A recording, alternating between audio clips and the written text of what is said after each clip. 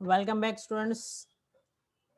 तो last lecture में हमने प्रिपरेशन ऑफ अमाइंस डिस्कस की थी और इस लेक्चर में हम डिस्कस करने वाले हैं फिजिकल प्रॉपर्टीज और हमने स्टार्ट किया है चैप्टर नंबर 13 आपके ऑर्गेनिक केमिस्ट्री का है अमाइंस, नाइट्रोजन कंटेनिंग कंपाउंड्स या फिर अमाइंस। उसमें देखते हैं फिजिकल प्रॉपर्टीज। तो फिजिकल प्रॉपर्टीज देखो, सबसे पहले जो है that is lower aliphatic amines are soluble in water. Lower aliphatics methane, ethane, propane जो है that is lower aliphatic amines जो सॉल्युबल होते हैं वाटर के अंदर, because they can form hydrogen bond with water molecules. Because उनका जो lower aliphatic amines है उनका जो अल्काइल ग्रुप जो होता है वो इतना ज्यादा बल्कि नहीं होता है जिससे वाटर के साथ हाइड्रोजन बॉन्ड इजीली बन सकता है। ठीक है, बट अब देखो आगे क्या लिखा देखते हैं। However, solubility decreases with the increase in molar mass of amines due to increase in the size of hydrophilic alkyl part. तो जैसे मैंने बताया स्टेरिक हिंड्रेंस, जैसे जैसे उसका स्टेरिक हिंड्रेंस इंक्रीज होता जाएगा, ठीक है, जैसे जैसे उसका स्टेरिक हिंड्रेंस इंक्रीज होता जाएगा तो जैसे CH3 जो है उससे बड़ा कौन सा ग्रुप है, CH2 CH3, उससे बड़ा ग्रुप कौन सा है, CH3 CH2 CH2। ठीक है, इस तरह अगर आपको स्टेरिक हिंड्रेंस बढ़ता जाएगा तो फिर उसकी सॉल्युबिलिटी क्या होती जाएगी, कम होती जाएगी। ओके, तो वो आपको याद रखना है। Next, out of butane one all, ये एक टेक्स्ट बुक के अंदर एक ये पार्ट था इसलिए मैंने यहाँ पे ऐड कर दिया है। Out of butane one all and butane one amine, out of butane one all and butane one amine, which will be more soluble in water. Amines are soluble in organic solvents like alcohol, ether and benzene. You may remember that alcohols are more polar than the amines and form stronger intermolecular hydrogen bonds than what amines. जितने ज्यादा polar होंगे, क्योंकि water भी क्या है, polar molecule है, तो जितने ज्यादा पोलर होंगे, ठीक है, जितने ज्यादा पोलर होंगे वो ज्यादा सॉल्यूबल हो जाएगा। Very simple. तो that's why you may remember that alcohols are more polar than the amines and form stronger intermolecular hydrogen bonds than amines। किसके साथ, वाटर के साथ। तो now you can conclude के which of them is more soluble in water and why। एक छोटा सा question आपको, कॉन्सेप्चुअल क्वेश्चन है जो कभी बोर्ड में भी आ सकता है या फिर जेई में इसके बेसिस पे आपको क्वेश्चन पूछ सकते हैं।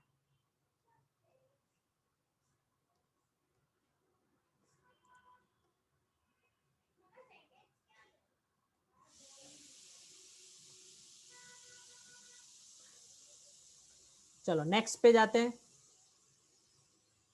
देखो, therefore order of boiling points of isomeric amines. Isomeric amines primary, secondary और टर्शरी, उसमें सबसे लास्ट में बॉइलिंग पॉइंट, सबसे लास्ट में जो बॉइलिंग पॉइंट जो होगा वो डिक्रीजिंग ऑर्डर में होगा, किसका, टर्शरी अमाइंस का। क्यों, इसका रीजन अभी आपको समझ में आ जाएगा। देखते हैं आगे। देखो, intermolecular hydrogen bond in primary amines shown in figure. तो ये देखो आपके टेक्स्ट बुक की फिगर है, यहाँ पे ये हमारे पास प्राइमरी अमाइंस है। प्राइमरी अमाइंस क्यों है, क्योंकि ये जो नाइट्रोजन ग्रुप है सिर्फ एक अल्काइल ग्रुप के साथ ज्वाइंट है। यहाँ पे भी एक अल्काइल ग्रुप है, यहाँ पे भी एक अल्काइल ग्रुप है, यहाँ पे भी एक अल्काइल ग्रुप है। तो इससे क्या हो रहा है कि हाइड्रोजन बॉन्ड बनने के चांसेस, देखो ये एक मॉलिक्यूल है, उसके यहां से भी एक हाइड्रोजन बॉन्ड बन रहा है और यहाँ पे भी हाइड्रोजन बॉन्ड बन रहा है। ठीक है, इसलिए जितने हाइड्रोजन बॉन्ड बनेंगे तो उसको तोड़ने में ज्यादा एनर्जी लगेगी, इसलिए बॉइलिंग पॉइंट जो होते हैं वो प्राइमरी अमाइंस के क्या होंगे, ज्यादा होंगे। अब सेकेंडरी के इसके इससे कम क्यों होंगे, तो आप समझ सकते हो कि भाई इसकी जगह हमारे पास क्या आ जाएगा, एक अल्काइल ग्रुप आ जाएगा यहाँ पे। तो यहाँ पे कोई हाइड्रोजन बॉन्ड नहीं बनेगा, सिर्फ हाइड्रोजन बॉन्ड कहाँ से बनेगा, यहाँ से बनेगा। तो hydrogen bond, number of hydrogen bond कम हो जाएंगे, बॉन्डिंग कम हो जाएगा, तोड़ने में क्या रहेंगे, इजी रहेंगे। और टर्शरी की अगर बात कर ले, ठीक है, तो क्या होगा, टर्शरी में क्या होगा, एक भी हाइड्रोजन अवेलेबल नहीं है। ठीक है, एक भी हाइड्रोजन अवेलेबल नहीं है, जैसे आर, क्योंकि नाइट्रोजन है उसके आसपास कितने हो गए, तीनों तीन हाइड्रोजन हो गए, तो primary, secondary and tertiary. Okay, तो सबसे बॉन्डिंग कम किस में होगा, टर्शरी अल्काइल में, तो उसमें हमें क्या एनर्जी सबसे कम देनी पड़ेगी, क्योंकि यहाँ पे कोई हाइड्रोजन बॉन्ड बनने वाला नहीं है, तो लॉन्ग चेन नहीं बनेगी, लॉन्ग चेन नहीं बनेगी, तो सबसे कम मेल्टिंग पॉइंट, बॉइलिंग पॉइंट किसका होगा, टर्शरी अमाइंस का होगा। ओके, ये पूरा रिएक्शन देख लो, बहुत ही इजी है। अगर आपको एग्जाम में अगर एक्सप्लेन करने के लिए पूछे तो आप ये स्ट्रक्चर के साथ एक्सप्लेन कर सकते हो बॉन्डिंग। जैसे नीचे लिखा हुआ देखो, tertiary amines do not have intermolecular association due to the absence of hydrogen atom, जो मैंने समझाया वो available for hydrogen bond formation. Hydrogen bond formation ही नहीं होगा क्योंकि हाइड्रोजन ही अवेलेबल नहीं है, क्योंकि वो टर्शरी है, क्योंकि उसके पास तीनों तीन अल्काइल ग्रुप है। नेक्स्ट स्लाइड में चलते हैं। ओके, सो नेक्स्ट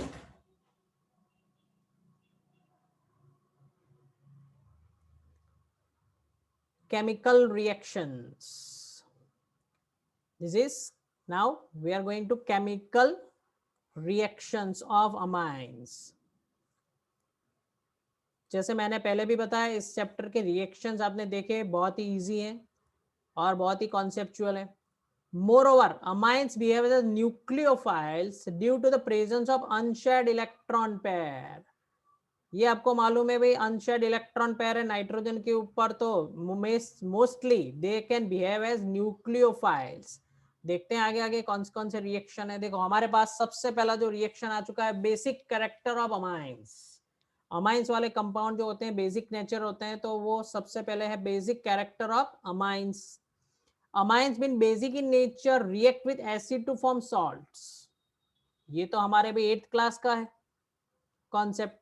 कौन सा कॉन्सेप्ट है 8th क्लास का, कौन सा कॉन्सेप्ट है, अगर एसिड को हमने रिएक्शन किया किसके साथ, अगर एसिड का रिएक्शन हमने किया,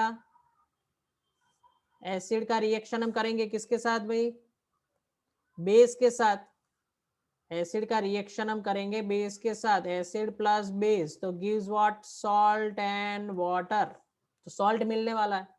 तो यहाँ पे इसका रिएक्शन, ये बेस है और ये क्या हो गया, एसिड, हाइड्रोक्लोरिक एसिड, तो हमें क्या मिल रहा है, ये सॉल्ट मिल रहा है। that proves that it is what, it's a basic nature.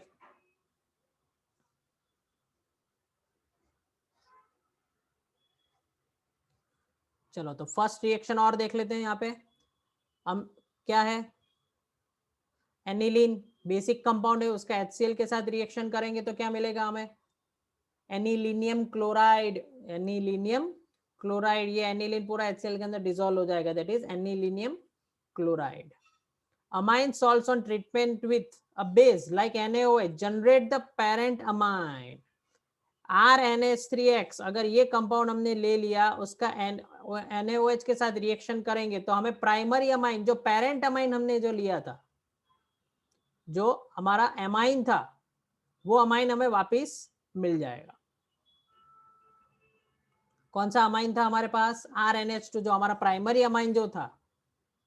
ठीक है, यानी यहाँ पे देखो, अगर इसको मैं बता दूं इसी रिएक्शन को, तो हम किसके साथ, NaOH के साथ अगर हमने रिएक्शन कर लिया, किसका, इसका NaOH के साथ रिएक्शन कर लिया, तो हमें वापस क्या मिलने वाला है, जो हमने पेरेंट अमाइन लिया था RNH2 मिल जाएगा वापस। ओके, तो इजी गोइंग रिएक्शन है, that proves what, basic nature of amines। Okay, तो नेक्स्ट स्लाइड देखते हैं क्या है। यस, बेसिक नेचर है, तो जैसे हम इक्विलिब्रियम पढ़ चुके हैं, तो उसके अंदर क्या आएगा, डिसोसिएशन कांस्टेंट ऑफ बेस। तो यहाँ पे देखो, which amines have unshared pair of electrons on nitrogen atom due to they behave as Lewis base, they can donate the electron, तो that is Lewis base. Basic character of amines can be better understood in terms of Kb and Pkb values, जो आप जानते हो। तो देखो यहाँ पे एक हमें बेस लिया हुआ है, ये बेस लिया हुआ है, उसका हम हाइड्रोजन के वाटर के साथ रिएक्शन करेंगे तो हमें क्या मिल रहा है, ये दो आयंस मिल रहे हैं, कॉन्जुगेट एसिड्स एंड बेस, जो आपने 11th में पढ़ा है, कॉन्जुगेट एसिड्स एंड बेस। उसका अगर हमें इक्विलिब्रियम कांस्टेंट निकालना है तो हम क्या करेंगे, प्रोडक्ट अपॉन रिएक्टेंट, और उसका Pkb की वैल्यू हम, पीएच का जिस तरह फॉर्मूला होता है उसी तरह हम Pkb की वैल्यू भी हम फाइंड कर सकते हैं, जो हमने कार्बोक्सिलिक एसिड के चैप्टर में भी देखा था, और उस वक्त मैंने ऐसा कॉन्सेप्ट आपको वहां पे भी बनाया था। तो याद रख लेना, larger the value of K B, smaller the value of P K B. और क्यों? ये दोनों इनवर्स फंक्शन है, वो भी आपको समझाया था। और smaller the value of P K B, that mean stronger is the base, क्योंकि के बी जितना बड़ा होगा उतना ही ज्यादा डिसोसिएट होगा और उतना ही ज्यादा अच्छा क्या होगा, वो स्ट्रॉन्ग बेस बनेगा। ठीक है, तो that means it shows what, basic character. ये भी शो करता है क्या, बेसिक कैरेक्टर शो करता है। सबसे पहला हमारा रिएक्शन देखा हमने, केमिकल रिएक्शंस में सबसे पहला बेसिक कैरेक्टर ऑफ अमाइंस। ठीक है, अब इसका आगे का हम नेक्स्ट लेक्चर में डिस्कस करेंगे, फैक्टर्स अफेक्टिंग बेसिसिटी। कॉन्सेप्चुअली थोड़ा सा ज्यादा है, ठीक है, तो नेक्स्ट लेक्चर में हम डिस्कस करेंगे factors affecting basicity. Okay students, तो इसका नेक्स्ट लेक्चर में वीडियो आपको अगर आप अटेंड करना हो तो जब भी वीडियो अपलोड होगा आपके पास नोटिफिकेशन आ जाएगा। तो मेरे यूट्यूब चैनल को सब्सक्राइब कर दो, लाइक करो और शेयर करो, और नोटिफिकेशन बेल को ऑन कर दो। जैसे वीडियो अपलोड होगा आपके पास मैसेज पहुंच जाएंगे। Okay, thank you very much.